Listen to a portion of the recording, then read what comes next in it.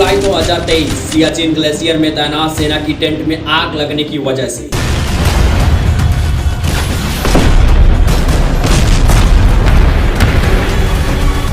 उत्तर प्रदेश के देवरिया जिले के निवासी कैप्टन अमर सिंह की जान चली जाती है। 19th morning, I get up, I get a call. He's no more.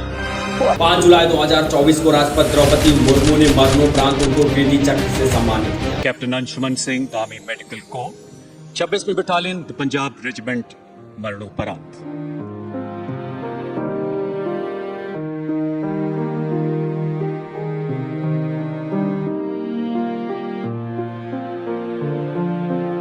हालांकि दोस्तों आपको जानकर काफी हैरानी होगी कि कीर्ति चक्र पाने के बाद से उनकी पत्नी स्मृति उस कीर्ति चक्र सहित सरकार के द्वारा मिला सारा का सारा पैसा लेकर अपने मायके भाग जाती है। अपना सारा सामान पैक करके ले गई और मेरे बेटे की जो भी बिलोंगिंग्स थी, टाई, बेल्ट, जूते, उसको एक झोले में पैक करके वो चली गई। हालांकि उनका मायके भाग जाने का क्या कारण था, क्यों वो मायके सारा का सारा पैसा लेकर भाग गई, क्या उनकी दूसरी शादी होने वाली थी या फिर उनको उस घर में नहीं रहने दिया जा रहा था? तो क्या दोस्तों असल मायने में क्या यह कानून सही है कि शहीद बेटे की पूरा का पूरा पैसा लेकर पत्नी फरार हो जाए?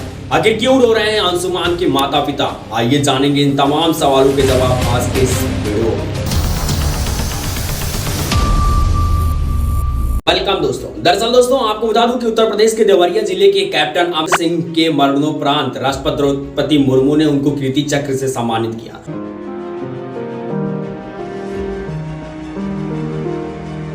और वह चक्र लेने के लिए उनकी पत्नी स्मृति और उनकी माता एक साथ दोनों गई थी।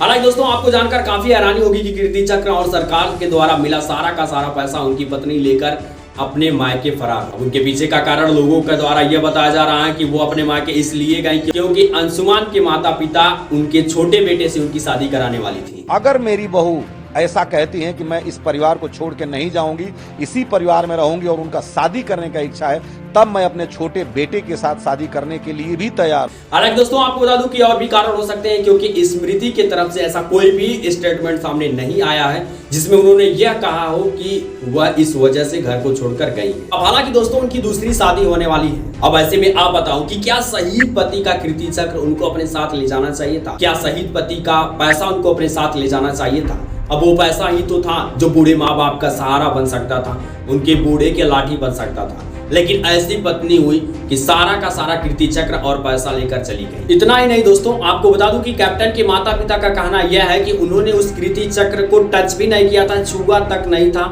और जब कैप्टन की माता गई थी चक्र लेने के लिए तो वहां पर भी उन्होंने उसको अच्छे तरीके से टच नहीं किया था और ना ही उसको देखे थे वो लोग अच्छे तरीके से।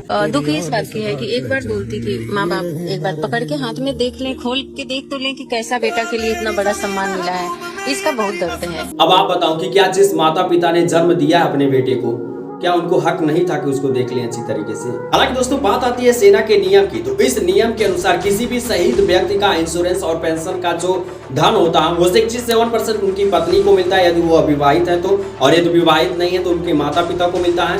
और वहीं विवाहित होने के बाद 67% पत्नी को मिलता है और 33% में वह अन्य नॉमिनी को ऐड कर सकता है और हमेशा लोग अपने माता पिता को ही ऐड करते हैं। हालांकि दोस्तों आपको बता दूं कि इन्हीं सब नियमों का हवाला देते हुए शहीद कैप्टन अंशुमान सिंह की पत्नी का कहना यह है कि उनके सास ससुर उन पर आरोप लगा रहे हैं, क्यों ना वो मुझ पर आरोप लगाने के बजाय जाकर सरकार से नियम में चेंज करने की मांग कर रहे हैं। हालांकि आपको बता दूं कि अब इस नियम को चेंज करने की मांग तेजी के साथ उठने लगी है और राहुल गांधी ने भी इसको चेंज करने के लिए कहा है कि हम संसद में जरूर आपकी बात को उठाएंगे और इस नियम में चेंज किया जाएगा। ये एनओके का ये जो है ठीक नहीं है जो निर्धारित मापदंड है, क्योंकि 5 महीने की शादी थी, कोई बच्चा नहीं है, माँ बाप के पास आज आप बात कर रहे हैं या पीछे फोटो लटकी हुई है, बस यही है। कल को वो अपना एड्रेस भी चेंज करा चुकी हैं, तो हमारे पास क्या है? तो आप जरूर ये मुद्दा बात आया था कि उठाइएगा कि इसमें एक चेंज होना चाहिए। हालांकि आपको बता दूं कि यह पहला केस ऐसा नहीं था। पिछले दिनों हरियाणा, पंजाब व अन्य राज्यों में भी ऐसे केसेस देखने को मिले थे जहां पर पत्नियां शहीद पति के पूरा का पूरा पैसा और पूरा कीर्ति चक्र लेकर अपने मायके चली गई थी।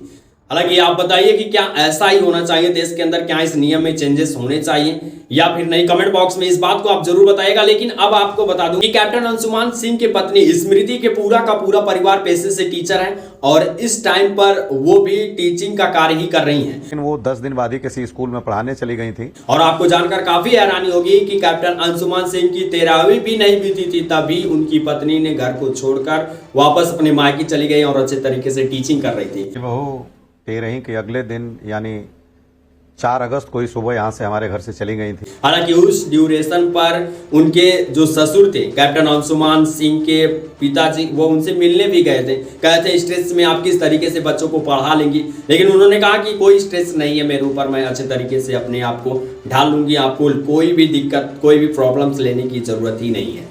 हालांकि दोस्तों आप बताइए कि क्या हमारे इस समाज में, क्या भारतीय संस्कृति में रिश्तों का कोई मोल नहीं होता है, सब कुछ पैसा ही होता है। जब टाइम निकल गया तो आदमी इंसान को ही भूल जाए। क्योंकि आपको बता दूं कि अब स्मृति ने कैप्टन अंशुमान सिंह के परिवार से पूरा का पूरा ताल्लुक ही तोड़ लिया है, कोई ताल्लुक ही नहीं बचा है। कमेंट बॉक्स में आप इस बात को जरूर बताइएगा कि क्या इंसान के रिश्तों का कोई मोल नहीं है। फिलहाल दोस्तों इस वीडियो में इतनी इन्फॉर्मेशन, उम्मीद है कि जानकारी आपको अच्छी लगी होगी, लेकिन इस पूरे समरी को लेकर आपका क्या कहना है इसको जरूर बताइएगा। मिलेंगे किसी अन्य वीडियो में अनट्रेंडिंग टॉपिक के साथ। लेकिन यदि आपने अभी तक चैनल को सब्सक्राइब नहीं किया तो चैनल को सब्सक्राइब कर दीजिए, नोटिफिकेशन बेल आइकन पर क्लिक करिए ताकि ऐसे ही मोर इन्फॉर्मेटिव वीडियो दोस्तों आपके पास सबसे पहले हम पहुंचाते हैं। तब तक के लिए tata, take care, good bye, जय हिंद, जय भारत, जय श्री कृष्ण।